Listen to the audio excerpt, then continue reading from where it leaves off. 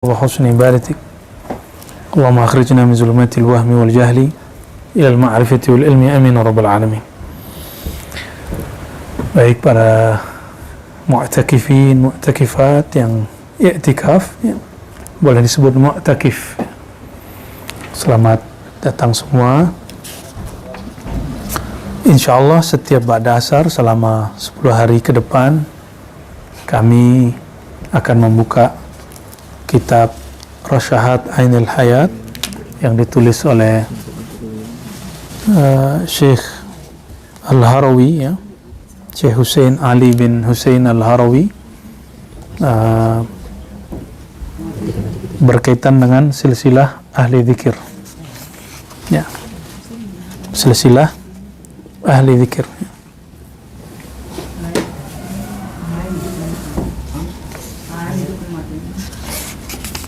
Sudah satu dua aja yang ngurus ya.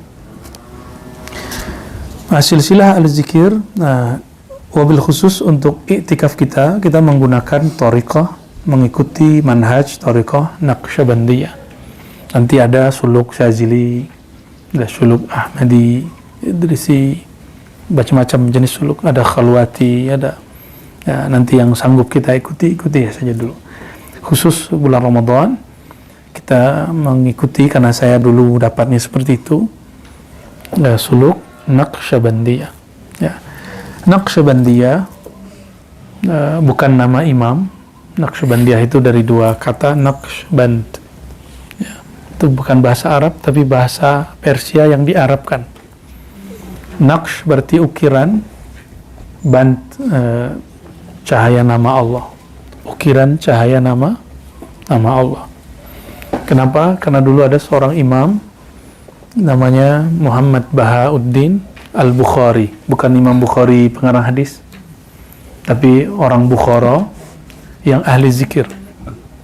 Ketika dia berzikir diperintahkan gurunya Maulana Syekh Mirkulal Al-Bukhara juga Al-Bukhari. Alhamdulillah kami diizinkan Allah ke sana.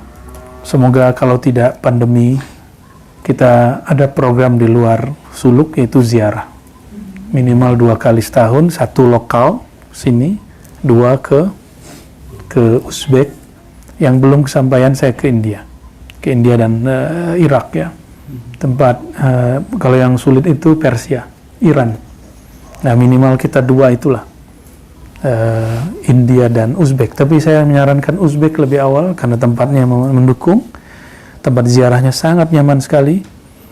Ada sekitar 12 masyayikh imam yang ditulis namanya di sini, dan baru dipugar setelah Uzbek merdeka dari Rusia. Imam Mirkulal ini memerintahkan Imam Bahauddin Naqsyaband, Muhammad Bahauddin untuk berzikir. Matanya dipejam, lidahnya dikunci, badannya dilembutkan, dilemaskan, rileks, santai. Lalu Allah terbitkan nama dia di dalam kolbunya. Jadi ternyata yusabbihu lillahi ma fis samawati wal ard, bertasbih yang di langit yang di bumi, itu zahir dan batin. Zahir ya, batin juga ya. Batin itu kolbu. Dia melihat ada nurullah, nur Rasulullah sallallahu alaihi wasallam di dalam dirinya. Maka dia menyebut ini Naqsyaband, ini Naqsyaband. Bernamalah kemudian thariqat Naqsyabandiyah. Naqsyabandiyah. Jadi boleh juga diartikan thariqat nur zikrillah, kalau diartikan secara harfiah ya. Lalu Imam Bahauddin Syekh Naqsyabandi ini dia ahlu sunnah, dia imam ahlu sunnah luar biasa. Juga sangat kuat memberantas bid'ah dengan cara yang lembut tentunya. Beliau berguru ke banyak ulama, salah satunya tadi Mirkulal, dan nanti kita akan lihat di sini silsilahnya kemana ya. Ternyata silsilahnya bercabang 2 ke atas, 1 ke Sayyidina Abu Bakar As-Siddiq, 1 ke Sayyidina Ali karamallahu wajhah ya. Maka kita nanti akan memulai dari silsilah Abu Bakar, ya, silsilah Ali, jadi dua itu. Lalu setelah Abu Bakar, Ali, lanjut kepada Qasim. Sebenarnya di riwayat kita juga ada bahwa Sayyidina Salman berguru kepada Sayyidina Abu Bakar. Jadi Nabi turun ke Abu Bakar, turun ke Salman, turun ke... Nah, ini rahasianya. Kenapa Salman ini kan orang Persia. Maka torikot ini torikot yang banyak dipakai orang Persia dan Khurasan dan Uzbekistan. Karena ada Salman itu di situ. Ya. Salman Al-Farisi punya murid yaitu cucu dari Sayyidina Abu Bakar. Yang namanya Sayyidina Qasim. Sayyidina Qasim ini kalau di Jawa ada wali 9, dulu di Madinah ada namanya wali 7. Bahasa Arabnya fuqaha'u sab'ah. Dulu wali itu disebut fuqaha. Sekarang fuqaha itu ahli hukum, suka hukum orang, suka cari kesalahan orang, memang tugasnya. Ya, suka hukum, ini bid'ah, nah bid'ah. Kalau dulu fuqaha itu artinya boleh disebut juga aulia. Arti fuqaha itu jadi aulia usabah, wali yang 7. Nah, wali yang 7 itu salah satu yang masyhur adalah Maulana Al-Imam Qasim. Nah, kita mulai menjelaskan dari beliau karena Sayyidina Abu Bakar sudah masyhur, Sayyidina Ali sudah masyhur. Sebelum masuk ke Sayyidina Qasim, Sayyidina Abu Bakar, Sayyidina Ali, mereka berdua ini ada dua hal yang berbeda dalam bermakrifat. Sayyidina Abu Bakar mengatakan bahwa mengenal Allah itu sangatlah sulit. Ya. Ketika engkau mengaku tidak tahu, itulah pengetahuan yang hakiki. Jadi orang kalau sudah merasa dirinya kosong, baru Allah isi.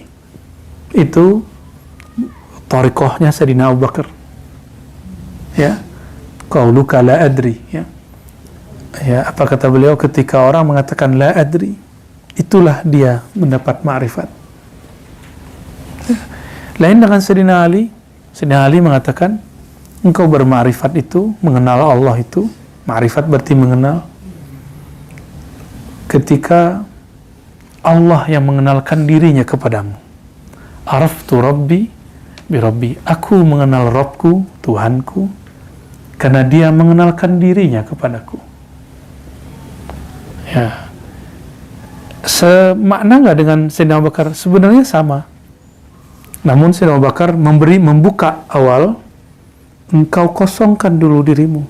Jangan merasa alim, jangan merasa sudah bertorikoh, bermazhab, jangan merasa diri sudah bersanad dan lain sebagainya. Itu di-keep, itu harus disimpan di tempat yang suatu saat perlu dikeluarkan. Ya. Lalu setelah dibuka oleh Sayyidina Abu Bakar, orang murid-murid kosong, nah dilanjutkan oleh Sayyidina Ali. Jadi ilmu ma'rifat berkembang sampai akhir zaman. Syariat berhenti. Syariat tidak boleh lagi berubah. Ya, inqata'at asy-syariah, sudah selesai syariat. Tapi nasya'at wa tatawwarat wa zadat wa namat al-ma'rifah.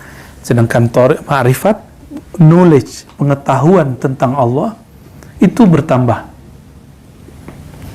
Itu yang bertambah. Inilah makna para kalam dari Sayyidina Abu Yazid, ya, dan imam-imam yang dahulu. Apa kata beliau? Kami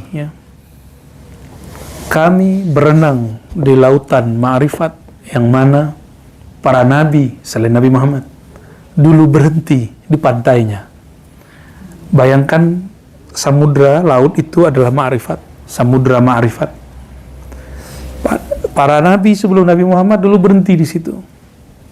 Karena memang para nabi belum disempurnakan Allah kecuali dengan Nabi Muhammad SAW. Ketika Sayyidina Muhammad SAW Allah utus sebagai Rasul, maka sahabat-sahabatnya, umat-umatnya disuruh menikmati dan berenang di lautan ma'rifat itu. Itu salah satu makna yang disebutkan oleh Syekh Muhammad Al-Kattani mengenai makna apakah maksud kalam wali-wali terdahulu.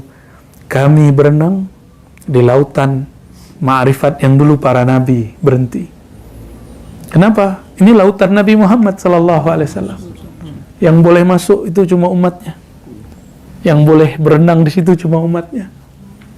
Itulah sebabnya para nabi ikut sholat di belakang Nabi Muhammad sallallahu alaihi wasallam waktu Isra, supaya mereka sah menjadi pengikut Nabi Muhammad sallallahu alaihi wasallam. Jadi jangan heran kalau obrolan ma'rifat kitab per zaman, per masa itu bertambah berkembang, bertambah berat. Tapi berat terasanya tidak berat. Pembahasannya rumit, tapi ketika dibaca tidak rumit. Dulu sahabat Nabi membahasnya cuma sedikit karena zaman mereka zaman memantapkan syariat. Nah, di zaman kita syariat sudah mantap, maka kita harus upgrade terus. Kita memantapkan ilmu ma'rifatullah. Ya. Apakah ini berlebihan? Tidak. Iman sahabat masih lebih tinggi dari kita. Cuma ma'rifat sahabat, knowledge sahabat, pengetahuan sahabat belum tentu lebih tinggi dari orang akhir zaman. Apa beda iman dengan ma'rifat? Beda. Kalau iman karena mereka bertemu Rasulullah, jumpa Rasulullah, maka iman mereka jauh lebih tinggi dari kita. Tapi kalau knowledge, coba sahabat-sahabat apakah mereka sekolah? Apakah sahabat-sahabat tahu jumlah hadis sebanyak jumlah hadis Bukhari? Yang rumit itu? Enggak. Nah, maka knowledge itu berkembang. Kalau ditanya, coba bawa siapa yang masuk ke alam sahabat, tanya hukum kredit barang. Persoalan fikih hari ini nggak ada di zaman dulu. Hukum bank nggak ada di zaman dulu. Nah, jadi jangankan ilmu rohani, ma'rifat zahir pun berkembang. Apalagi ma'rifat batin. Tapi iman sudah flat. Yang bertambah itu indikasi iman. Jadi kalau ada ungkapan iman naik turun, itu indikasinya. Sedangkan iman tidak boleh nambah. Iman itu sabit fil qulub. Nggak boleh naik, nggak boleh berubah di bid'ah. Ya. Nah, ini perbedaan antara dua sahabat yang besar, dan kita nggak boleh berhenti, kita lanjutkan apa yang sudah mereka buka. Maka jangan heran ada ma'rifat yang dulu tidak boleh dibuka, zaman setelahnya orang biasa buka. Ya. Nah, insya Allah pun kita akan melanjutkan semangat ini, semangat menyebarkan ilmu-ilmu kerohanian, mengenal Allah Subhanahu wa ta'ala. Dalilnya apa? Dalilnya surat Muhammad ayat 19, fa'alam annahu la ilaha illallah. Fa'alam, maka ilmuilah, carilah ilmu, dalamilah ilmu tentang apa? Annahu la ilaha illallah, mengenai ma'rifat la ilaha illallah. Maka niatkan di sini kita sedang praktek untuk la ilaha. Kalau kajiannya sudah ramai dari kemarin, ya sudah 12 bulan, 11 bulan kita mengkaji la ilaha illallah. Nah, ini prakteknya. Ya, hanya di bibir saja diceramahkan nggak cukup, dia mesti ada kholwatnya, ya, ada latihannya.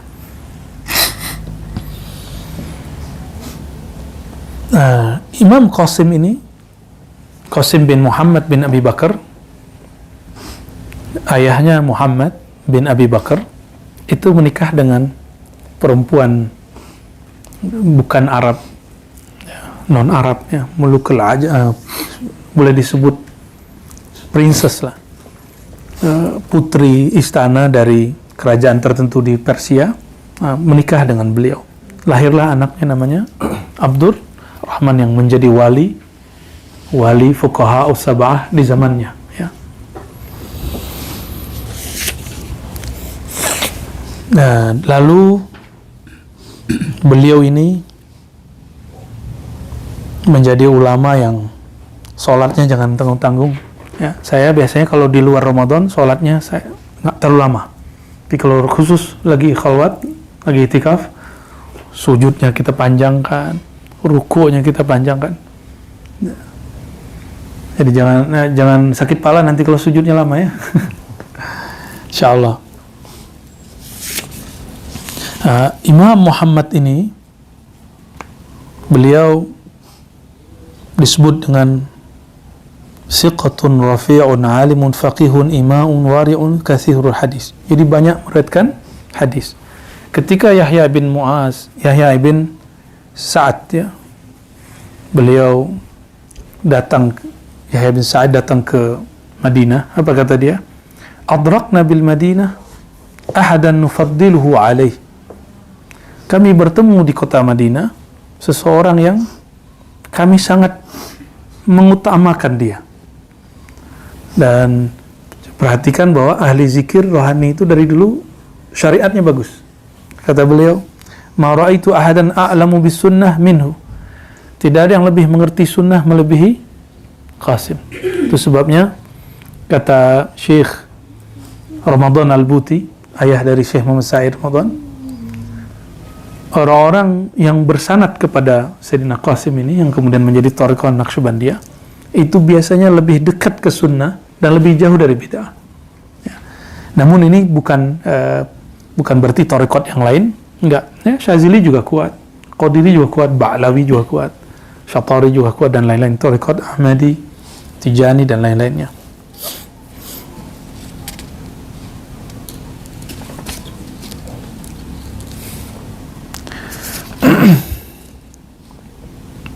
Beliau wafat ya.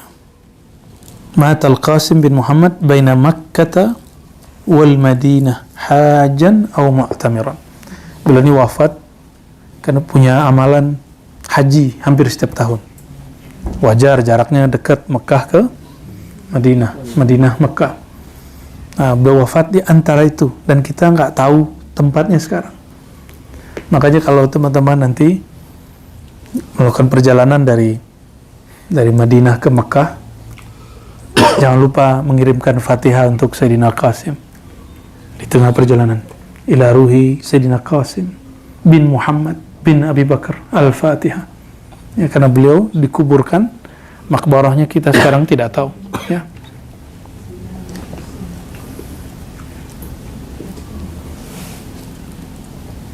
Jadi beliau berpesan kepada anaknya, kalau aku mati, kuburkan aku seperti orang biasa, lalu thumma alhaq bi ahlik, lalu kamu pulang. Wa ya an taqula kana makana. Lalu tidak usah bicara banyak tentang saya. Jadi tidak usah nangis, itu beliau. Ya. Dan beliau wafat tahun 106 Hijriah. Sekarang udah tahun 1440 ya.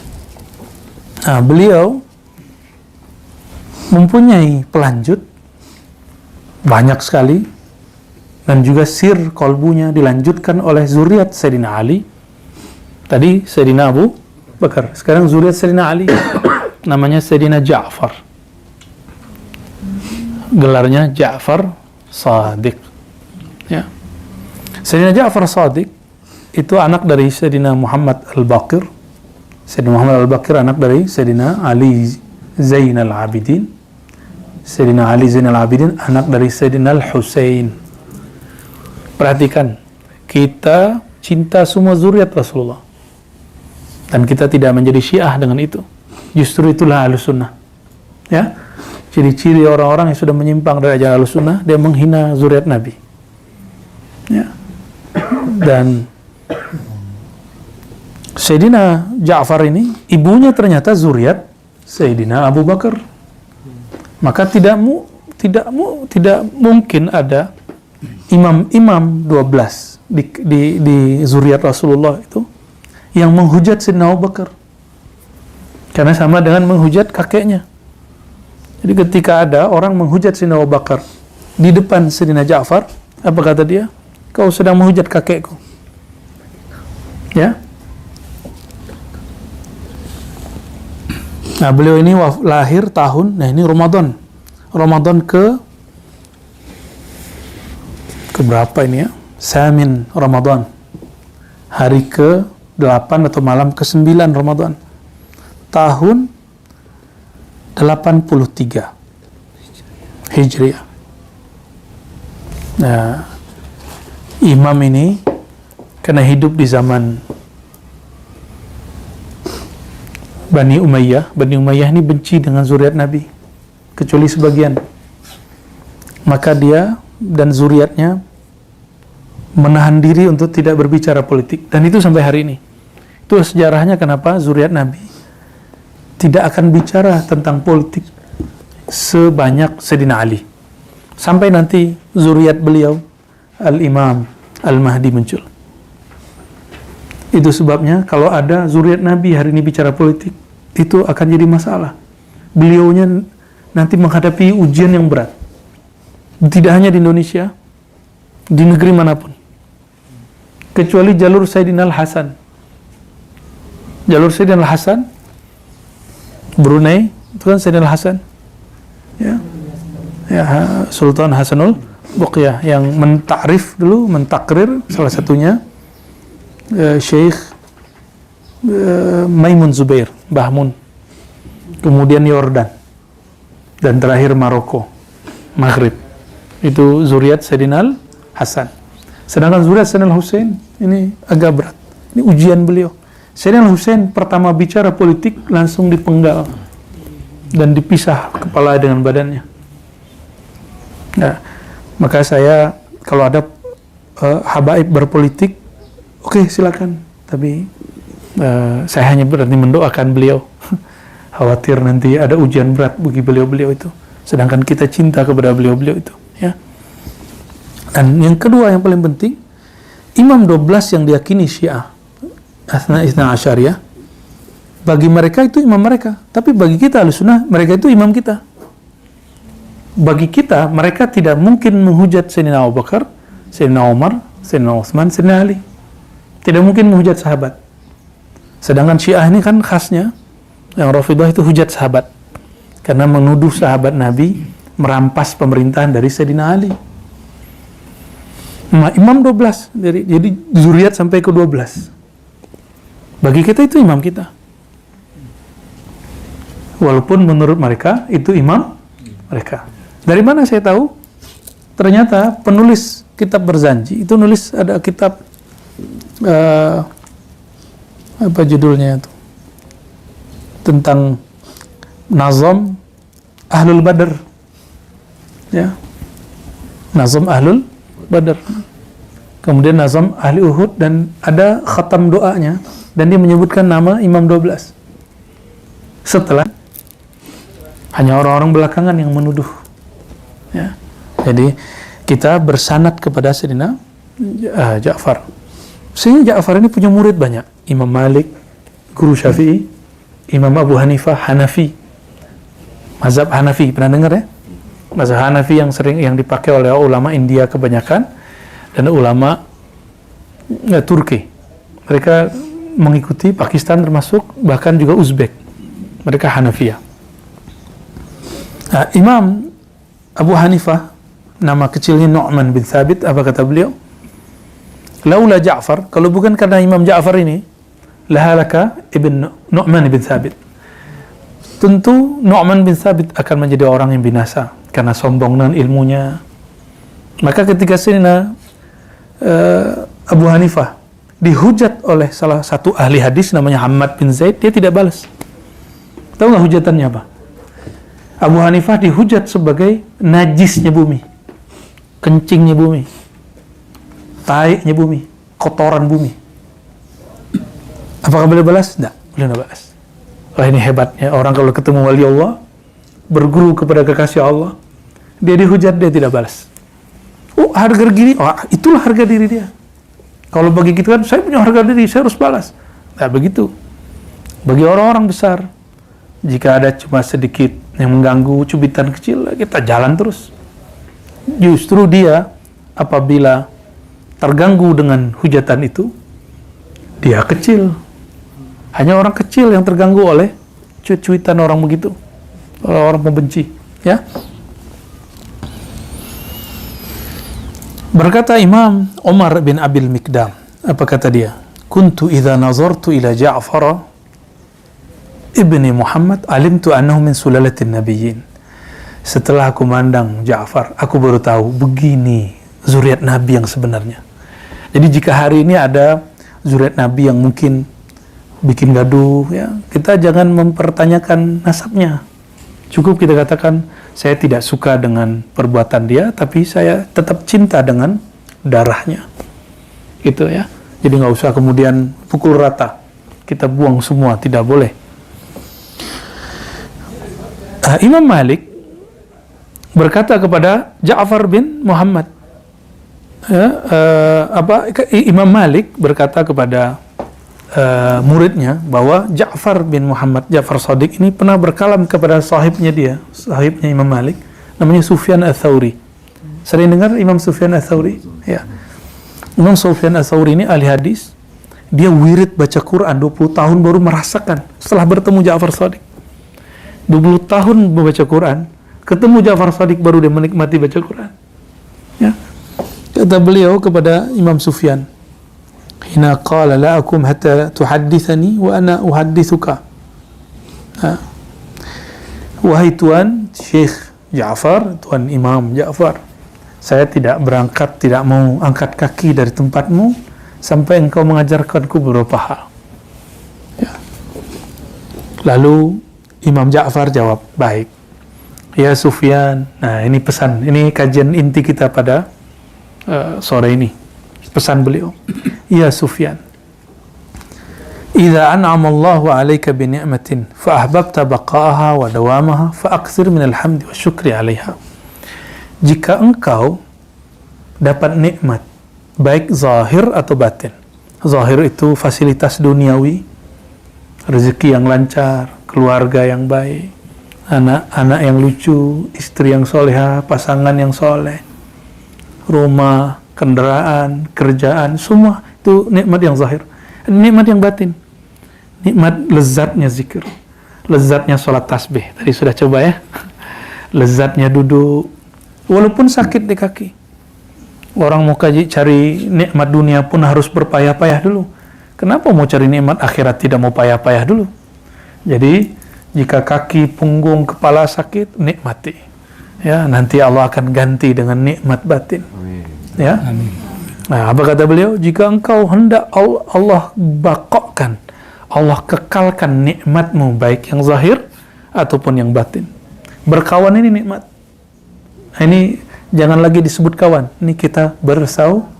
Dalilnya innamal mu'minuna, kalian itu orang beriman bersaudara.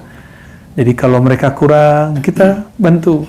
Kalau mereka ketiduran, udah mau dekat jam sholat, kita bangunkan.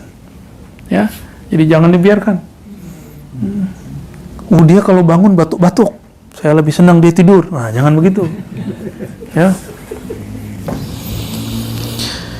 Apa kata beliau? Jika engkau ingin nikmatmu Allah kekalkan, fa'akthir minal hamdi wasyukur alaiha, maka perbanyaklah memuji dan mensyukurinya.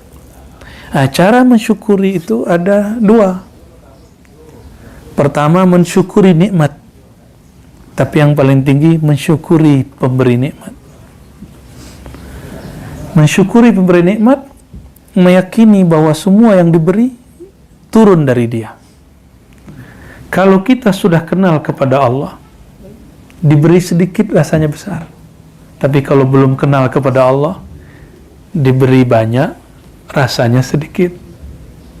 Ya, sudah kenal Allah, harus kenal Allah. Ya. Supaya nikmat itu terasa, kalau dia besar terasa lebih besar lagi.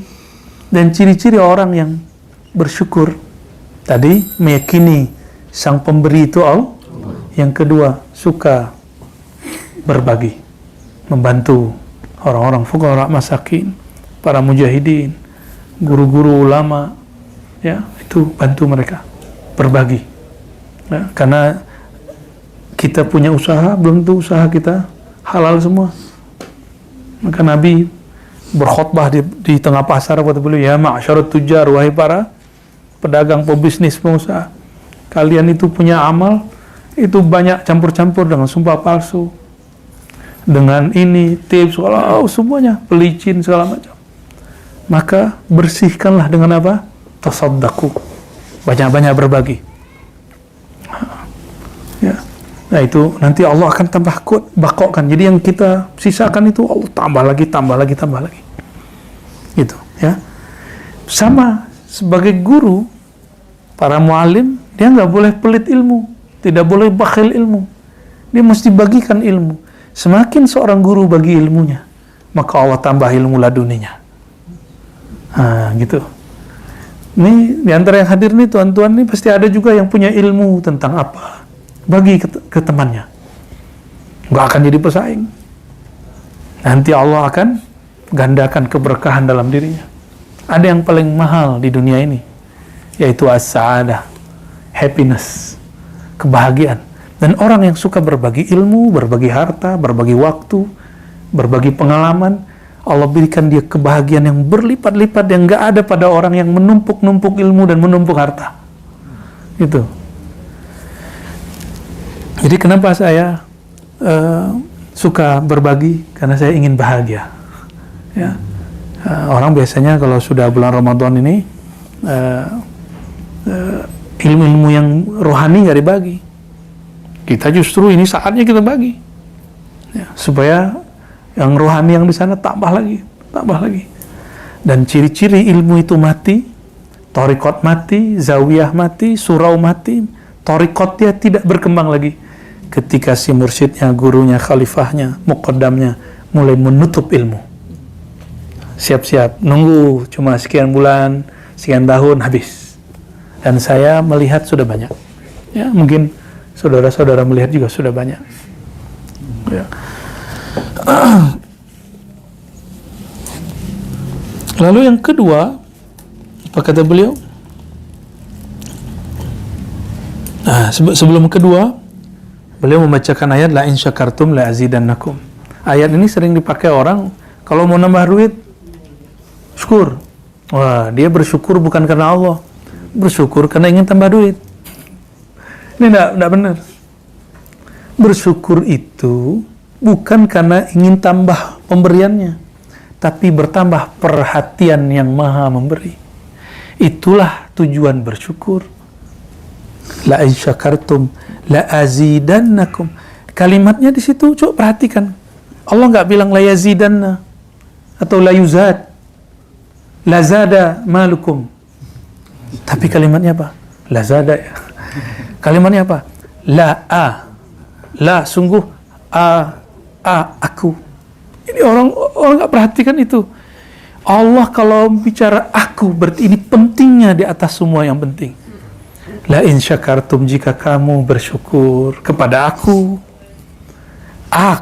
akan berikan perhatian lebih kepadamu. Kalau Allah sudah perhatikan kita, sedikit tergores di hati, Allah antarkan yang kita mau.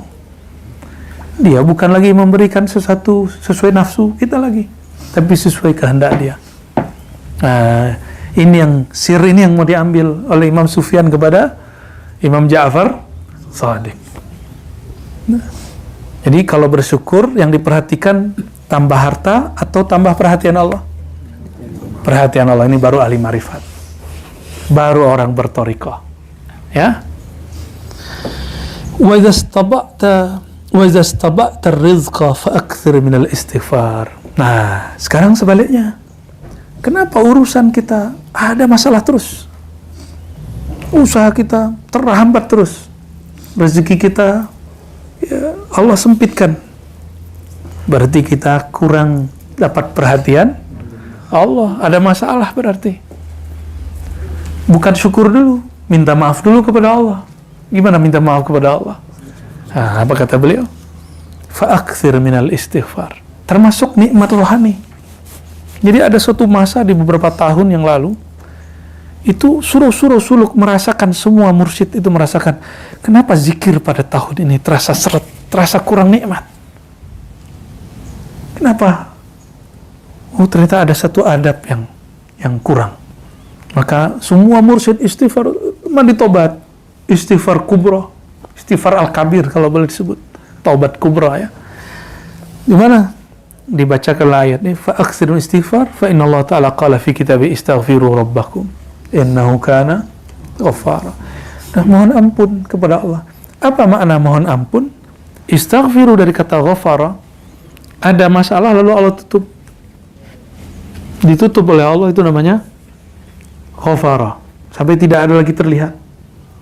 Makanya dalam bahasa Arab ada serban, lalu ada serban di dalamnya itu kopiah yang panjang.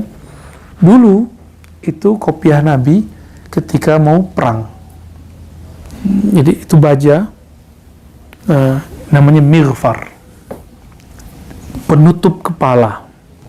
Istighfar menutupi dosa. Ya Allah, Engkau tahu kami punya aib, tolong ditutup. Nah, itu namanya istighfar. Ya Sufyan, idza ahzanaka amrun min sultanin aw ghairih. Ini kepada para pejuang-pejuang dakwah yang sedang bermasalah, berhadapan dengan raja-raja, dengan penguasa-penguasa, ya. Idza ahzanaka amrun, wahai Sufyan, jika engkau ada masalah yang membuat kamu sedih karena berbenturan dengan raja-raja, penguasa, fa'akthir la haula wala quwata illa billah. Banyak-banyaklah mengakui lemah dirimu dengan baca la haula wala quwata illa billah. Maka wirid ini diturunkan nanti jadi khatam. Ada khatam istighfar, itu khatamnya Maulana Muzhar Janjanani Syamsil Muzhar, itu di Thariqah Naqsyabandiyah.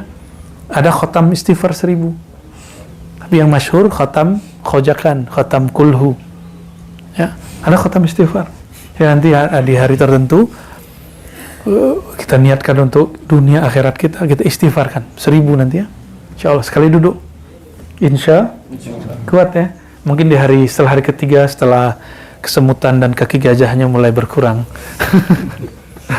Ya.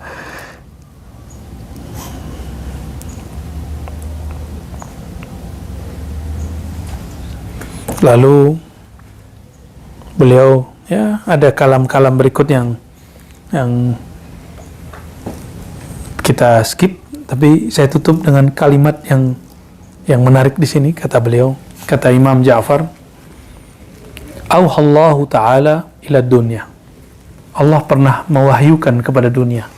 Jadi Allah mewahyukan kepada lebah.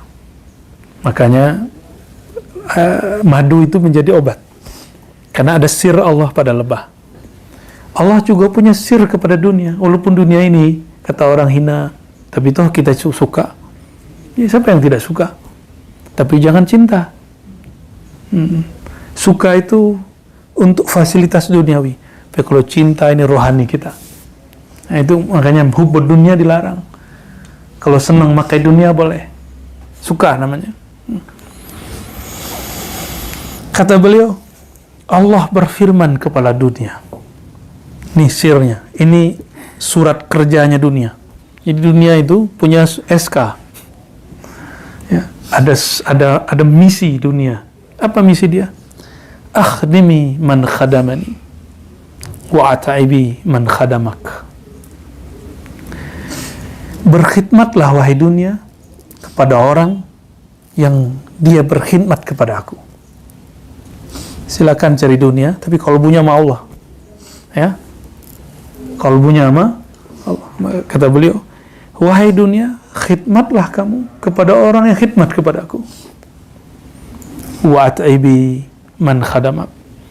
Dan buatlah repot, buatlah lelah, buatlah capek orang-orang yang dia berkhidmat untukmu. Nah, maka kenapa saya mengajak semua yang hadir, ya, handphonenya diistirahatkan supaya tidak lelah dengan dunianya. Dunia kita sekarang sebesar handphone. Benar, ya? Yang membuat kita gaduh, yang membuat kita rusuh, yang membuat kita risau, itu semua di situ. Nah, ini di skip. Orang dulu masih ingat nggak 20 tahun lalu belum ada handphone? Kenapa kita mampu tahan hidup? Kenapa hari ini 1 jam saja tangan sudah mau gerak-gerak? Ya, ada apa ini? Ya. Oke, barangkali itu teman-teman semua. Insya Allah ke depan nanti ada khatam la haula wala quwwata illa billah. Ya, dibacanya 500, khatam Imam Rabbani namanya. Jadi Fatihah, Alam Nashrah, salawat, lalu la haula wala quwwata illa billah. Semuanya ada sanadnya. Lalu ada khatam salawat. Ada macam-macam khatam, ya. Yang paling masyhur disebut khatam khajakan, yang kita baca tadi siang dan malam tadi dan subuh juga, ya. Khatam khajakan, dan itu dengan kulhu 1000 kali. Tadi kita bagi itu. Ada berapa jumlahnya? 40-an? Ya, kalau dibaca sekian kali kan sudah 1000. Ala kulli hal itu teman-teman semua, sebenarnya masih banyak kalam-kalam ma'rifat beliau yang bisa kita ambil. Insya Allah pelan-pelan nanti kita tambah ya. Setelah beliau nanti nyambung kepada Imam Abu Yazid al-Bustami. Oke, kita baca surah Al-Fatihah, kita kirimkan untuk Sayyidina Nabi SAW, para nabi, para rasul, para sahabat, para tabi'in, wabil khusus Sayyidina Abu Bakar, Sayyidina Umar, Sayyidina Utsman, Sayyidina Ali, dan silsilah yang kita bacakan tadi, wa khusul khusus Sayyidina Bali bin Mukan Khadir alaihissalam, wa sadatina ahli turkun Naqsyabandiyah, wal Ahmadiyah, wal Muhammadiyah, wal Khidriyah, wa Qadiriyah, wa Syaziliyah, wa jami' man intasaba ila Sayyidina Muhammad SAW. Al-Fatihah.